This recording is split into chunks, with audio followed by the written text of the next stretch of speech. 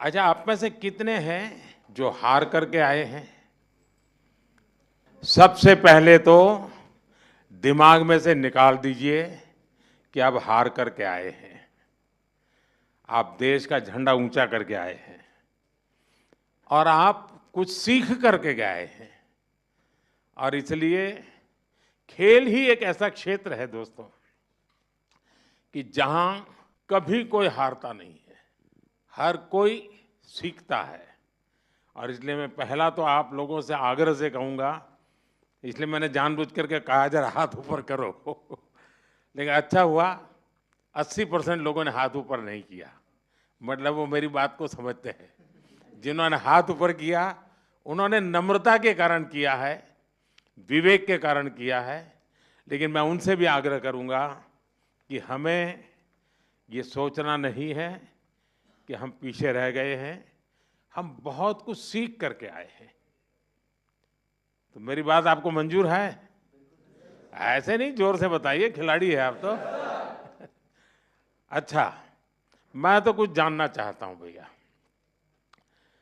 जो मैदान में आपने किया वो तो पूरी दुनिया ने देखा, मैदान के सिवाय क्या क्या किया वो बताइए। दुनिया के कई प्लेयरों से दोस्ती हुई होगी, बहुत कुछ जाना होगा। आपको लगा होगा यार हमारे यहाँ भी ऐसा होता तो अच्छा होता, ऐसा कुछ हुआ होगा ना? तो मैं ऐसा कुछ सुनना चाहता हूँ आप लोगों से। कौन बताएगा? जी सर, सबसे पहले नमस्ते आपको एंड लक्ष्य को जब मैं पहली बार मिला तो इतना छोटा था आज काफी बड़ा हो गया। जैसा कि टूर्नामेंट मेरा रहा काफ़ी लंबे मैचेस रहे वहाँ पे शुरुआत के दिन से, तो मेरा ज़्यादा करके मेरा फोकस मैचेस पे रहता था। बट ये जब भी हमें फ्री टाइम मिलता था हम लोग सबके साथ डिनर करने जाते थे और काफ़ी सारे एथलीट्स वहाँ पे मिले जिनको देख के आई थिंक काफ़ी कुछ सीखा और हमने उनके साथ एक डाइनिंग रूम शेयर किया। आई थिंक वो एक बड़ी बात थी एंड आई थिंक और जो वो वहाँ का माहौल था, आई थिंक ये मेरा सबसे पहला ओलंपिक्स था और जो मैं एक्सपीरियंस किया वहाँ पे वो काफ़ी अच्छा था। जैसे कि इतने बड़े स्टेडियम में खेलना, इतना क्राउड आपको देख रहा है, तो फर्स्ट 2-3 मैचेस में थोड़ा नर्वस भी था। बट जैसे ही टूर्नामेंट चलता गया मेरा वो बेटर होता गया। बट आई थिंक मेरे लिए एक बहुत अरे बड़ा भाई, तुम तो एक्सपीरियंस। देवभूमि से हो लेकिन आपको मालूम है अब इस बार आप एकदम से सेलिब्रिटी बन गए हो। जी सर, मेरा मैचेस के टाइम तो मैं फ़ोन प्रकाश सर ने ले लिया था और बोला कि अभी जब तक मैचेस नहीं हो जाते तब तक फ़ोन नहीं मिलेगा। बट यस, उसके बाद आई थिंक काफ़ी लोगों ने सपोर्ट दिया। बट मैं यही कहना चाहूँगा, मेरा एक अच्छा लर्निंग एक्सपीरियंस था। थोड़ा हार्ट ब्रेकिंग भी था कि मैं इतने क्लोज आके रह गया। बट मैं आगे आने वाले टाइम में और बेटर करूँगा अपना तो रिजल्ट्स। प्रकाश सर इतने डिसिप्लिन स्ट्रिक्ट थे, तो अगली बार मैं उन्हीं को भेजूंगा। ज़रूर सर, ज़रूर। लेकिन बहुत कुछ सीखा होगा ना, क्योंकि देखिए मैं बताता हूँ, अच्छा होता आप जीत करके आते होते, लेकिन आपके खेल को जिनको पता भी नहीं है खेल क्या है, वो भी घंटों तक देखते रहते हैं, बार बार रील देखते हैं। जिस प्रकार से आपने खेला है, लोगों को लगता है नहीं विदेश के लोग खेलते हैं, ऐसा नहीं हमारे बच्चे भी खेलते हैं, ये भाव पैदा हुआ है। जी सर, आई थिंक वो एक दो शॉट ऐसे मैंने खेले थे जो काफ़ी फेमस हो गए थे। बट आई थिंक ओवरऑल जैसा मैंने टूर्नामेंट खेला, मैं चाहूँगा कि और आगे जो आने वाले बच्चे हैं जो बैडमिंटन लेते हैं, मैं उनको और मतलब और इंस्पायर करूँ और ऐसे ही खेलते रहूँ। बहुत बढ़िया। अच्छा, एसी नहीं था और गर्मी बहुत लगती थी, तो सबसे पहले कौन चिल्लाया था कि ये क्या कर रहा है मोदी, बातें तो बड़ी करता है, हैं? एसी भी नहीं है कमरे में, हम क्या करें? कौन कौन थे जिसको सबसे ज्यादा परेशानी हुई? लेकिन मुझे पता चला उसके कुछ ही घंटों में आपकी वो काम भी पूरा कर दिया था। सबको मिल गया था ना एसी तुरंत? हाँ, देखिए इतनी ख्याल रखा जाता है खिलाड़ियों का इसका, सब लोग तुरंत एक्ट करते हैं। नमस्कार सर, मेरा नाम अंजुम मौडगिल है, मैं शूटिंग स्पोर्ट्स से हूँ। तो मैं बस जनरल एक्सपीरियंस जो मेरा सेकेंड ओलंपिक्स था और कुछ पॉइंट से मेरा फाइनल्स में नहीं रहा, बट एज एन इंडियन और एज एन एथलीट मैंने ये चीज़ एक्सपीरियंस की जी, जो एथलीट्स हर दिन एक्सपीरियंस करते हैं कि एकदम खुशी अपना कोई भी गोल अचीव करने में और एकदम से निराशा, वो ओलंपिक्स के टाइम पे इंडिया की परफॉर्मेंस की वजह से पूरे देश ने एक्सपीरियंस किया। एक दिन मनु के मेडल पे एकदम खुश, फिर काफ़ी इंसिडेंट्स हुए जिसमें फोर्थ रहे, और विनेश का जो लाइक पूरी स्टोरी थी वो बहुत ही डिसहार्टनिंग थी। फिर और हॉकी का जो मैच था उसके बाद वो खुशी, जो एथलीट्स हम नॉर्मल लाइफ में हर दिन एक्सपीरियंस करते हैं डिफरेंट इमोशंस, वो पूरे देश ने एक्सपीरियंस किया इस 10 दिन में। और आई थिंक एक इंडिया में स्पोर्ट्स कल्चर बढ़ाने के लिए ये गेम्स बहुत ही अच्छा टाइम पे आई, एंड आई थिंक इसके आगे से लोग बहुत अच्छे से हमारी स्पोर्टिंग जर्नी को समझेंगे और जो भी पॉजिटिव चेंजेस हैं वो और भी बेटर होंगे आगे के टाइम पे। आपकी बात सही है, सिर्फ आप लोगों ने नहीं, हिंदुस्तान के हर कोने में वही मिजाज था। सब लोग अगर थोड़ा सा हल्का फुल्का दिखता तो यहाँ बेचैन हो जाते थे। वो यहीं पर जैसे कार चलाते हैं ना, अगर हमें ड्राइविंग आता है और हम पीछे बैठे हैं तो ब्रेक तो आगे वाले को लगानी है, लेकिन पैर हम दबाते हैं पीछे। तो वैसे ही खिलाड़ी वहाँ खेलते थे और लोग हाथ पैर इधर ऊपर ऊपर नीचे कर रहे थे। श्रीजेश, आपने ये रिटायर्ड होने का निर्णय पहले कर लिया था मन में कि क्या था? सर नमस्ते सर। थोड़ा साल से सोच रहा था सर। मेरे टीम वालों ने बोल रहे भाई कब छोड़ेगा, यही क्वेश्चन आ रहा था मेरे ऊपर। बट मुझे ऐसा लग रहा था सर, आई मीन मैंने 2002 में पहले बार कैंप में गया और 2004 में फर्स्ट इंटरनेशनल खेला जूनियर टीम में, तब से खेल के आ रहा हूँ। तो मैंने सोचा 20 साल से अपना देश के लिए खेल रहा हूँ तो एक अच्छा प्लेटफॉर्म से रिटायरमेंट लेना है। तो ओलंपिक्स ऐसा एक प्लेटफॉर्म है सर जहाँ पे पूरा दुनिया अपना फेस्टिवल मनाता है, तो सोचा इससे अच्छा तो मौका मिलेगा नहीं, इसलिए तो एक अच्छा डिसीजन। लेकिन मैं बताता हूँ, ये टीम आपको तो मिस करेगी ही करेगी, लेकिन टीम ने आपकी विदाई शानदार की। ऐसा ये टीम को बधाई है, ऐसा सरपंच साहब ने बड़ा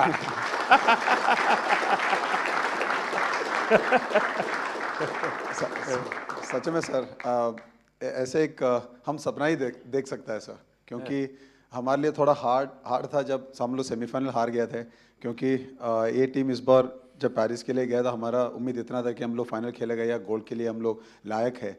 बट जब सेमीफाइनल हार गया एकदम से थोड़ा दर्द लगा सबको। बट आखिर जब लास्ट मैच के लिए हम लोग उतरा था तब सब लोगों ने ये बोला कि यार ये मैच श्रीबाई के लिए जीतना है। तो मेरे लिए तो सबसे गर्व की बात यही है सर, क्योंकि इतना साल का जो मेहनत अपना देश के लिए किया है, ये भाई लोगों ने मेरे लिए साथ दिया, मेरे साथ दिया, और हम लोगों ने, मैंने स्पेशली वो पोडियम से अपना टीम को थैंक यू बोला और गुड बाय बोला सर। अच्छा मुझे बताइए भाई, जब ये आपको ब्रिटेन के सामने 10 लोगों के भरोसे लड़ना था, तब क्या इन्हें शुरू में ही डिमोरलाइज हो गए? सरपंच साहब जरा बताइए। कुछ तो हुआ हो, क्योंकि ये बड़ा कठिन था। नमस्कार सर। जी बिल्कुल सर, काफ़ी कठिन था क्योंकि पहले ही क्वार्टर में गार्ड हो गया था हमारे प्लेयर को, एंड बट आई थिंक जो कोचिंग स्टाफ है हमारे, उन्होंने काफ़ी हेल्प की है हमारी, और हम विजुअलाइज करते थे कि हर सिचुएशन को, क्योंकि ओलंपिक में कुछ भी हो सकता है सर सरप्राइजली। तो हमारा माइंडसेट था कि अगर हम ऐसी कोई सिचुएशन आती भी है, जो हमारे प्लान्स हैं, हम उस पर स्टिक रहेंगे। और सारी टीम का जोश और बढ़ गया सर, क्योंकि जीबी के साथ हमारा थोड़ा रहता है कि थोड़ा फाइट भी होती रहती है। तो वो मेंटालिटी थी कि इनसे 150 साल से चली आ रही है। हाँ सर, वही सर, हम परंपरा निभा रहे थे। तो बिल्कुल ये सर और था कि मन में कि नहीं हम ये मैच जीतेंगे आज।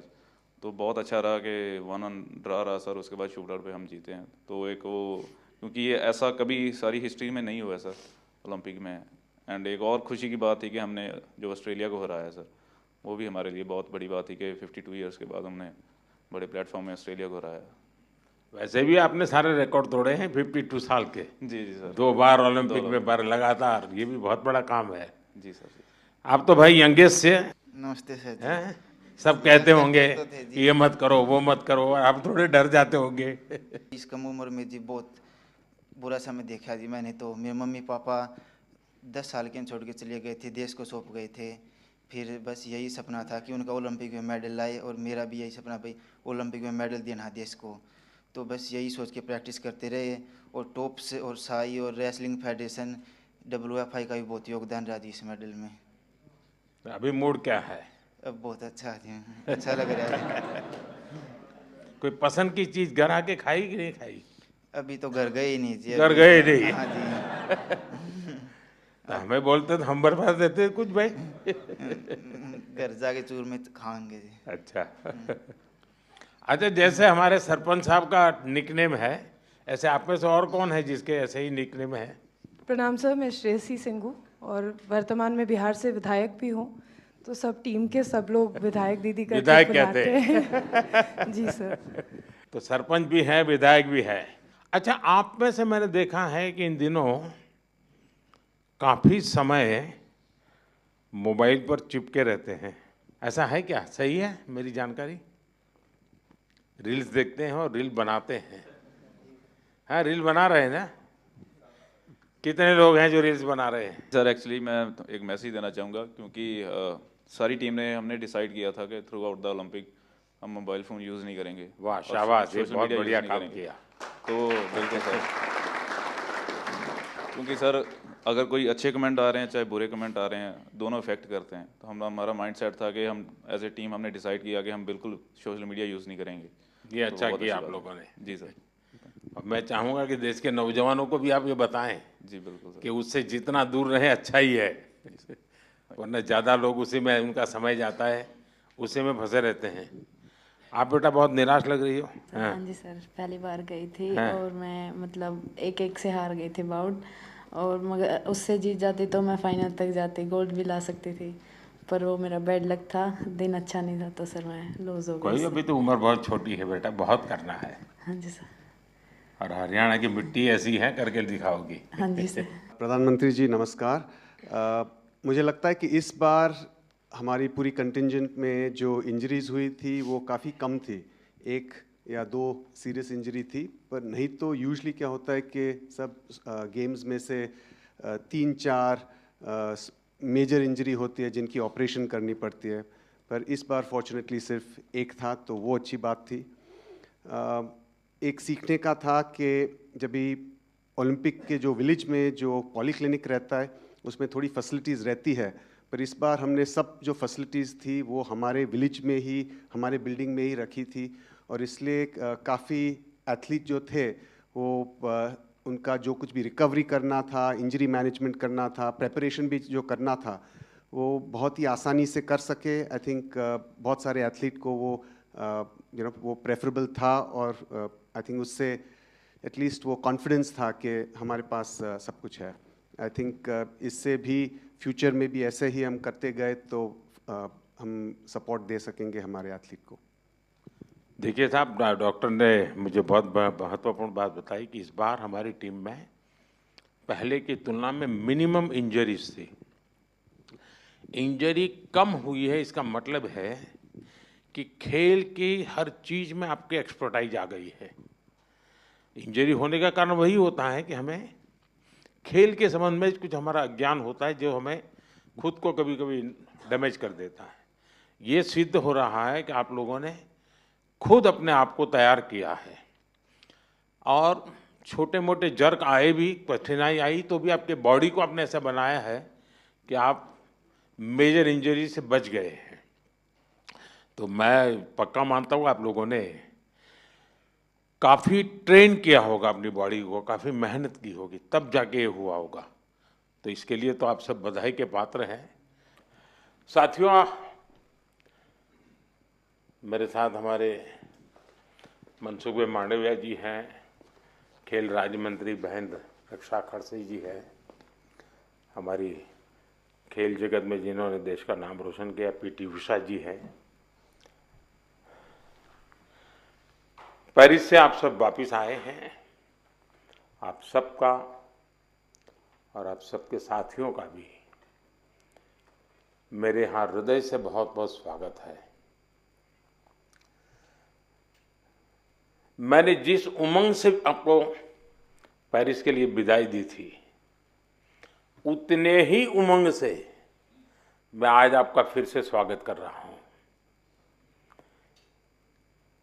और इसका कारण ये नहीं है कि कोई मेडल का टैली कितना हुआ। उसका कारण ये होता है कि विश्व भारत के खिलाड़ियों की तारीफ कर रहा है। उनके हौसले, उनके डिसिप्लिन, उनके बिहेवियर, मेरे कानों पर सब जगह से बातें आती हैं और ये सुनता हूँ तो बड़ा गर्व होता है जी कि मेरे देश के खिलाड़ी मेरे देश के लिए ही खेलते हैं। मेरे देश के नाम को रत्ती भर भी खरोच आ जाए, ये मेरा देश का एक भी खिलाड़ी नहीं चाहता है और यही हमारी सबसे बड़ी पूंजी है। और उसके लिए ये पूरी टीम बहुत बहुत बधाई के पात्र है। साथियों, आप सबने पूरी दुनिया में भारत के तिरंगे की स्थान बढ़ा करके देश वापस लौटना और मेरे निवास पर आपका स्वागत करने का मुझे अवसर मिलना, मैं इसे मेरा अपना गौरव मानता हूं। और पेरिस जाने से पहले जो जाते हैं उनको भी पता होता है कि हमें अपना बेस्ट देना है और मैंने हमेशा यही कहा है सबको कि आपको अपना बेस्ट देना है और आपने दिया है। दूसरी बात है, हमारे खिलाड़ी उम्र में बहुत छोटे हैं और अभी से ये अनुभव मिला है तो आगे हमारे पास एक लंबी समय है अधिक अचीव करने का और वो आप जरूर करेंगे। इस अनुभव का लाभ देश को मिलेगा। साथियों, पेरिस ओलंपिक्स भारत के लिए कई मायनों में ऐतिहासिक रहा है। इस ओलंपिक्स में देश के लिए जो रिकॉर्ड्स बने वो देश के कोटि कोटि नौजवानों को प्रेरणा देंगे। आप देखिए, ओलंपिक्स के करीब 125 साल के इतिहास में ये मनु हमारी पहली बेटी ऐसी है जिसने भारतीय खिलाड़ी के रूप में इंडिविजुअल इवेंट में 2 मेडल जीते हैं।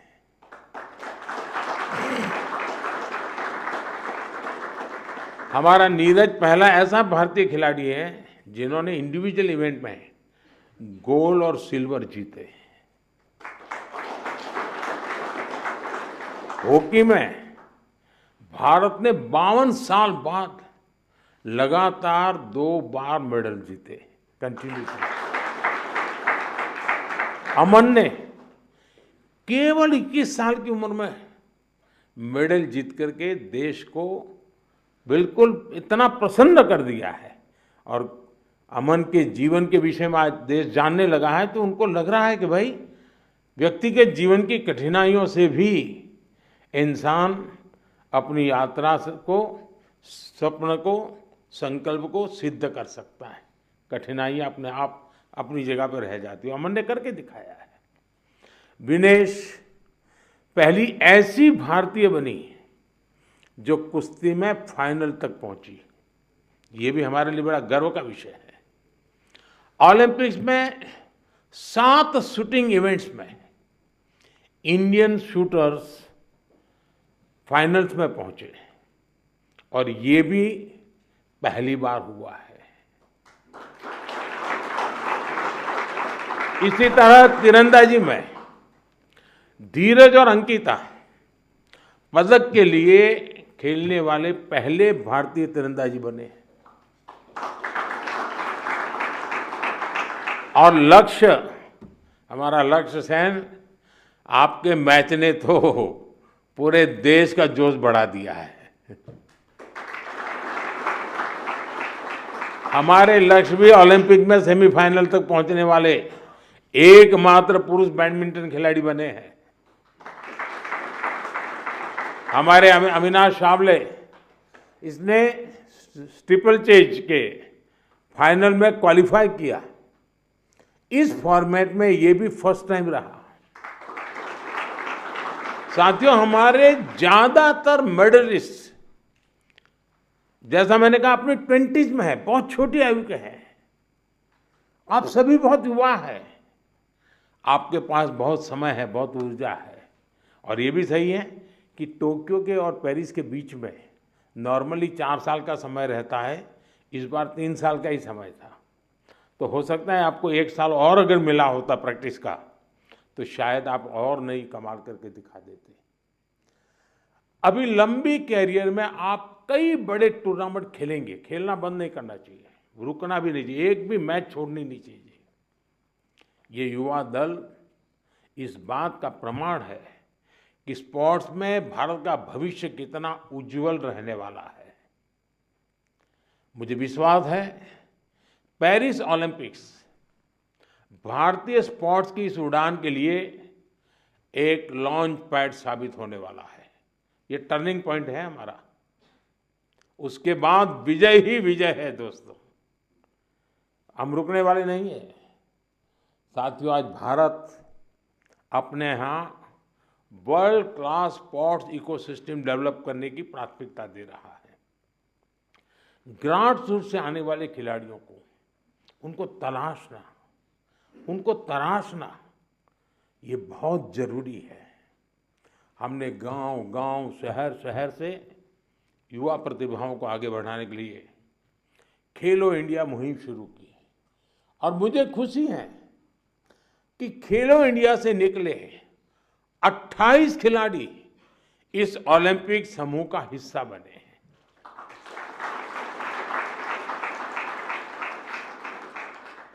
अमन है, अनंतजीत है, धीरज है, सर्वजोत है, इन सब ने खेलो इंडिया एथलीट के रूप में अपनी जर्नी शुरू की थी। और इससे हुआ ये है कि खेलो इंडिया में खेलना और जी भर के जीतना, ये एक बहुत बड़ा अहम हिंदुस्तान का कार्यक्रम बन चुका है जी। मैं मानता हूं, मैं खेलो इंडिया को और तवज्जो देनी है और ताकत देनी है। उसी में से हमें अच्छे नए होनहार खिलाड़ी मिलने वाले हैं। आपकी तरह ही खेलो इंडिया एथलीट्स की एक बड़ी फौज देश के लिए तैयार हो रही है।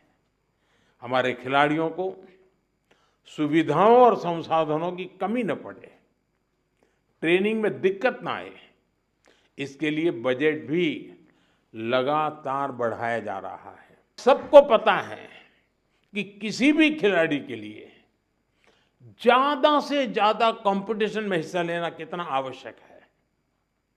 मुझे संतोष है कि ओलंपिक्स के पहले आपको अनेकों इंटरनेशनल कंपटीशन का एक्सपोजर मिला है। इतने सारे कोच और एक्सपर्ट्स, डाइट, उपकरण और कोचिंग, सब पर इतनी बारीकी से ध्यान, वर्ल्ड क्लास फैसिलिटीज देने का प्रयास, इस तरह की सुविधाओं के बारे में हमारे यहाँ पहले सोचा नहीं जाता था। खिलाड़ी अपने नसीब पर मेहनत करता था, देश के लिए कुछ करके आता था। लेकिन अब एक पूरी इकोसिस्टम बनी है। ये केवल स्पोर्ट्स में देश की नीतियों का बदलाव है, इतना ही नहीं है। ये उस भरोसे का प्रतीक भी है जो देश अब अपनी युवा पीढ़ी पर बहुत ज्यादा भरोसा करता है, उसकी अभिव्यक्ति है। साथियों, आप सब देश के युवाओं के लिए बहुत बड़ी प्रेरणा है। मैं मानता हूं आप में से हर किसी के बारे में देश को, देश के युवाओं को ज्यादा से ज्यादा जानना चाहिए। यहां भी मेरी इच्छा है कि मैं हर किसी का नाम लेकर उसकी चर्चा करूं। विशेषकर हमारी बेटियां, पिछली बार की तरह इस बार भी बेटियों ने ही ओलंपिक में भारत की जीत का श्री गणेश किया है। मनु को जिस तरह पिछली बार तकनीकी कारणों से निराश होना पड़ा था, फिर उन्होंने जो वापसी की, अंकिता ने जिस तरह सीजन का अपना सर्वश्रेष्ठ प्रदर्शन किया, मनिका बत्रा और श्रीजा अकोला ने भी सबका ध्यान खींचा है। इसी तरह बाकी खिलाड़ी भी रहे, खासकर नीरज ने अपनी लगन और अनुशासन में जिस तरह कंसिस्टेंसी दिखाई है, स्वप्निल ने कठिनाइयों को पार कर जिस तरह मेडल जीता है, हॉकी में हमारे सरपंच साहब, उनकी टीम ने दिखा दिया कि भारत की ताकत क्या है। पीआर श्रीजेश ने ये बता दिया कि द बॉल क्यों है। जो मेडल जीता या जो एक पॉइंट या कुछ सेकंड से चूका, उस सब ने एक ही संकल्प दोहराया, ये सिलसिला गोल्ड से पहले नहीं रुकेगा।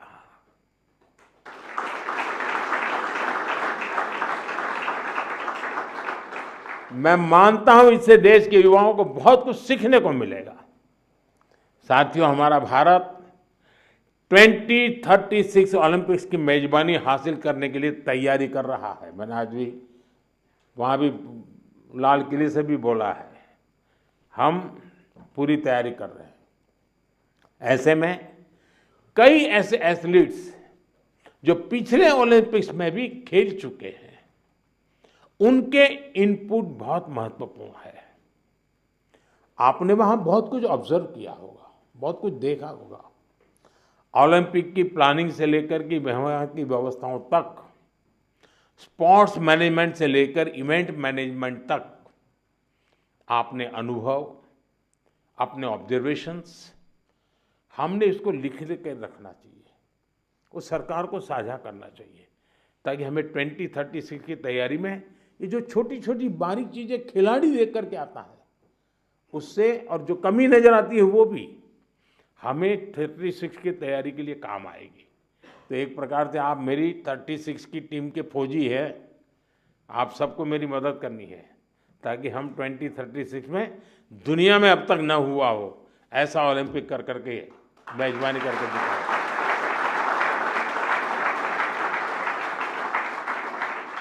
मैं चाहूँगा कि खेल मंत्रालय इसके लिए एक ड्राफ्ट बनाए और सभी खिलाड़ियों से उनके डिटेल में फीडबैक लें, उनके सुझाव लें, तो हम जरूर तैयारी अच्छी तरह कर पाएंगे। साथियों, भारतीय स्पोर्ट्स में और कैसे इम्प्रूवमेंट हो सकता है, इससे आइडियाज भी, जो चीज़ खिलाड़ी बता सकता है ना, जो चीज़ कोच बता सकता है, वो हम मैनेजर लोग नहीं बता सकते। और इसलिए आप लोगों के इनपुट बहुत ज़रूरी है, आपके आइडियाज़ बहुत ज़रूरी है।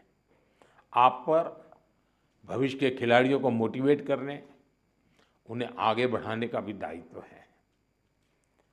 और लोग तैयार होने चाहिए, आगे बढ़ने चाहिए। आप सोशल मीडिया स्पेसेस पर युवाओं से जुड़ सकते हैं, और जुड़ते भी हैं, करते भी हैं, बातें उनको प्रेरित करें। खेल मंत्रालय और दूसरी संस्थाएं भी इस तरह से इंटरेक्शन सेशन आयोजित करवा सकती है अलग अलग ग्रुप के लोगों के साथ। तो ये लोग अपना अनुभव शेयर करेंगे। मेरे सामने शायद बोलते नहीं हैं, लेकिन बाहर तो बहुत कुछ बोल सकते हैं ये लोग।